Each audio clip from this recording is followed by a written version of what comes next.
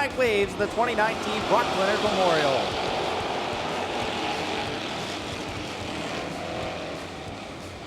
Down into 1 and 2, the inside row almost entirely dropped right to the bottom, the outside row up high.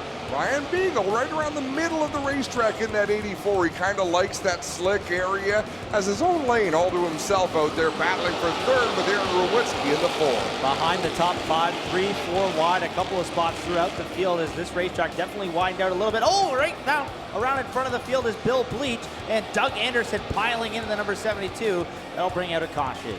In the back of the field right now, and it's the back of the field, but those are all top race cars that are running side by side and 3 wide at this point. There, as you see, Mark Fawcett, Trevor DeBoer, and Kyle Pelrine all racing side by side there for position. Battle for the lead, and we've got a new leader here at the stripe. Ryan Beagle drops to the inside of the racetrack, pulls alongside Ken Sargent out of turn number 4, clears him in turn 2 down the back straightaway. Ryan Beagle out in front as we reach the halfway point. 25 laps in, 25 laps to go in this Brocklander Memorial. A win for Ryan Beagle would make him the first driver to win this event twice. He's only halfway there though, so we'll reserve those comments for a little bit later on in the event as Beagle goes to the top side in corners 1 and 2, trying to push that cushion back just a little bit there at corner entry.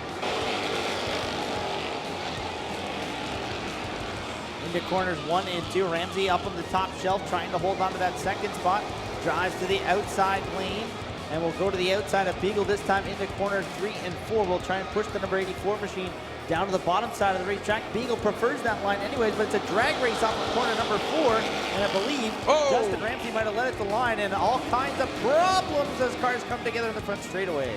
Yeah, Go Fast People ran out of steering in that 11 machine. We've got 1 car backwards off the turn. I believe that's Wade Purchase in the 53. It's back underway, and Ken Sargent thought about threading the needle and going through the middle there, thought better of it, and they race off of corner number 2 at the front. Look at Logan Schwedick in the 53. He has been all over the place in the pits tonight. He's up there racing for a top 5 position with 15 laps left to go. 14 now when they come by the stripe. Side by side for the race lead. Ryan Beagle the inside, Justin Ramsey the outside. Ramsey noses ahead a little bit at the line that time, but Beagle fighting back in that bottom lane. Ramsey has some good momentum wound up at the top side though. Ramsey holding a pretty wheel. He's up there on the cushion. You can see him ease into the corner and then really able to get on the throttle and power around the turn as Ryan Beagle down a little bit lower, trying to feather the throttle a little bit. Now we'll go all the way to the bottom of the racetrack looking for grip. Ryan Beagle in second, Kenny Sargent third in the 25. Beagle's driving that car awfully hard into the corner to the pole, even with Justin Ramsey each time. Driving just about a lane lower that time through corners 3 and 4. Ramsey noses ahead, 3 car lengths the advantage here. He works to complete lap number 38. Lap number 39 now as they work down the back straightaway. White flag for Justin Ramsey. He leads by half a straightaway over Ryan Beagle in second. The race on the track is for third. Blake Bombery has the spot. Logan Schwedick took a big run through 3 and 4, trying to take that position over. He fell a little bit short there in 3 and 4. We'll see if he can do it this time by, but green checkered flag in the Brocklander Memorial goes to Justin Ramsey. He'll take the win. Second place to Ryan Beagle. Third to Blake Bombery. Green flag wave on the loud pedal. The race leader, Brad Rouse, in the number 18R, jumps to an early lead. 3 wide for second, though, Adam Leslie. And James Michael Friesen making a sandwich out of the Dylan Davidson, number 73. Wow, did you see James Michael Friesen? He pitched it into turn 3, and I thought he made a bit of contact with Dylan Davidson. I thought it was going to send that car barrel rolling off the end of the racetrack, but he got it to settle down for him. He runs in the third position as Adam Leslie in the Sterling Lubricants, number 15, up into second. And a good run for that number 15 here. The opening couple of laps looked like he was going to settle into the third position, and now making a run for the second spot and not letting Brad Rouse run away from the field as he's done a number of times here this weekend. No, Adam Leslie running the bottom groove of the racetrack, and I remember a long time ago watching Tammy Willard. She was legendary at getting the most speed out of the bottom groove. One of the early champions in the sportsman division here at Ohsweken. Working lap 18 here at Ohsweken Speedway, James Michael Friesen to the inside of Adam Leslie down the back straightaway in that 72, looking to take over the second spot as Leslie works up towards the cushion. Tried to slide up in front of him, thought better of it there in corner number 4. Leslie will take the second spot back with a drive around the outside. Still, they're not letting Rouse get away, but can't seem to eat into that lead at all now, and it won't help that they're battling each other for position now either. That exchange between Leslie and James Michael Friesen reminded me of a horrible crash he had here might have been 5 years ago. I don't remember how long. But he got a run around the outside of someone coming off of turn 4.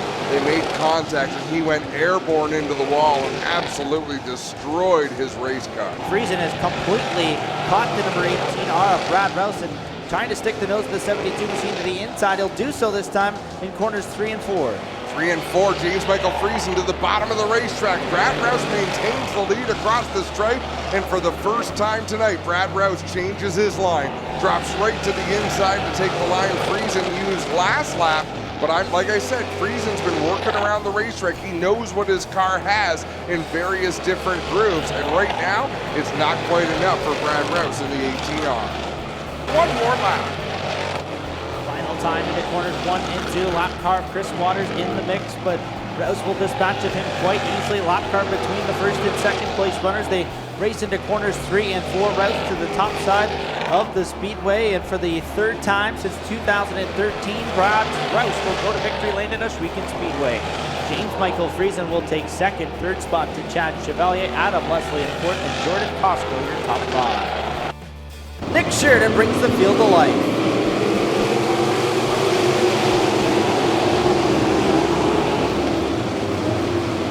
Good start down the front straightaway into 1 and 2 as the field fills out, widens out through turns 1 and 2, running a variety of lines. One car almost going off the end of the banking in turn 3. I don't know if that's Spencer Davis or if it's Jesse McDonald. No, it's McDonald in the 88 as a slide job for the lead. Nick Sheridan up in front of Lucas Smith. Smith turns the car hard down the banking, and he'll battle for the lead with Sheridan, and they run out of racetrack damn near coming off at turn 4. Wow, Sheridan had to get right on the binders there to avoid contact with that outside wall, almost the exact same spot that the number 3B of Blaine Barrow hit it earlier in heat race action. Now Sheridan will slide back in position as Derek Lemaire moves up into the second spot. Adam, I have no idea how the entire field made it through those first couple of laps, because absolute chaos in the back of the field. Now he has Shane Stickle and Davey Boughton to navigate through as Sheridan goes right to the outside while Smith is pinched down to the bottom, and all that lead just completely evaporated as Nick Sheridan is right there. Smith committed to the inside, and he hesitated for a second, and that allowed Nick Sheridan to get a big run. And now Nick Sheridan to the lead down the back straightaway as we're about to have 5 laps to go. New race leader Nick Sheridan in the number 45 machine. The 8th grader, I believe, just finished grade 8, looking for his second win of the season in that number 45 machine. Lucas Smith falling about 5 car lengths back, to a little bit more than that now. They're working to corner number 3 in that 49L machine. There'll be 4 laps to go this time.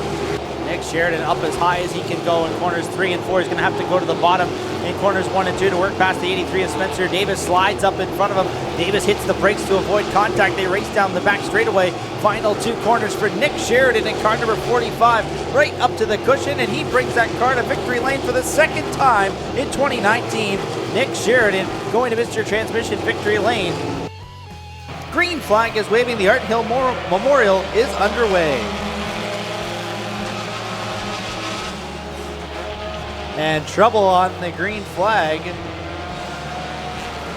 Car in the wall is Matthew Moore in corner number 4. I did not see that develop down there. Me either. Back to green with Ryan Hiller and Mike Sarantakos out front. Hiller gets the early advantage down the back straightaway. No laps were completed prior to that first caution flag, so this will be lap number 1 if we get it in. Sarantakos around at the bottom of corner number 3. He comes to a stop. We're going to take the lap. Well, no yellow as of yet. Sarantakos has come to rest down to the inside of the racetrack, and I believe they're going to have to throw a yellow flag with him sitting on the inside of 3 and 4. I'm not sure he has enough room to get that car pointed in the right direction without kissing the concrete there. And Hiller out front is about to have company from Tyler LaFantasi. LaFantasi has been strong from the drop of that third green flag of the night in the number 96 machine. Once he's got it wound up, he's been slowly inching his way closer to that number 21 H machine. Lap number 10 has been put in the books here working on lap number 11, and LaFantasi to the inside of Hiller just a little bit there in corner number 3. Not quite there enough to make the pass. He's sizing him up. You can see he continues to erode that one away. And again, we don't know if Hiller has any more in the tank out there, if he's conserving it all, as LaFantasi tries to pitch the car to the inside. He got it real loose in turn 1, but I'm impressed. Still with a good head of steam, he's able to ease to the inside of Hiller down into turn number 3, but not really mount a challenge. Zach Buckwald takes the number 10 to the infield. And now LaFantasi pulls alongside Hiller, racing into corner number 3 for the top spot. Every time he tries to make a move for the lead, run down to the bottom, that car gets very loose on the 96. Ryan Hiller able to run his line a little higher on the racetrack. Just like our Crate Sprint Car race, the lap traffic is going to be a factor for these drivers. LaFantasi with a good run out of turn 2. He eases out in front on the back straightaway. Ryan Hiller fighting back in 3 and 4. We may have a new leader at the stripe. Nope, Hiller's going to pull back around the outside, has the momentum, and holds onto the lead at the start-finish line on lap number 17.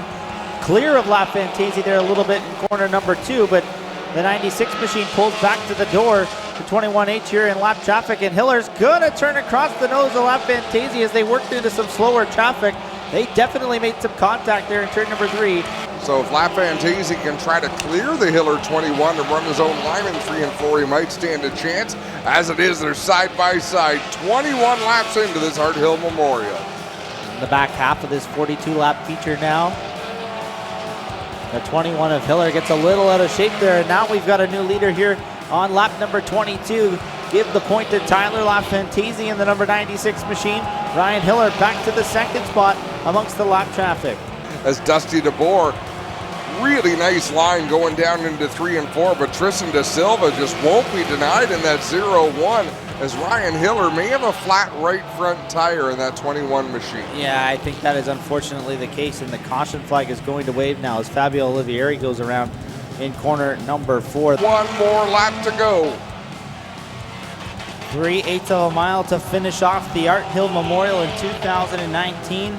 It's Tyler LaFantasi trying to hold off Kyle Work for one last trip down the back straightaway and into corners 3 and 4. Great battle for third. Matt Newell is there as well. Tristan Da Silva trying to find racing room to get around Dusty DeBoer. He'll drive to the inside, but it's going to be LaFantasi, the Hart Hill Memorial winner. Kyle Work coming home second. Third by a nose to Dusty DeBoer.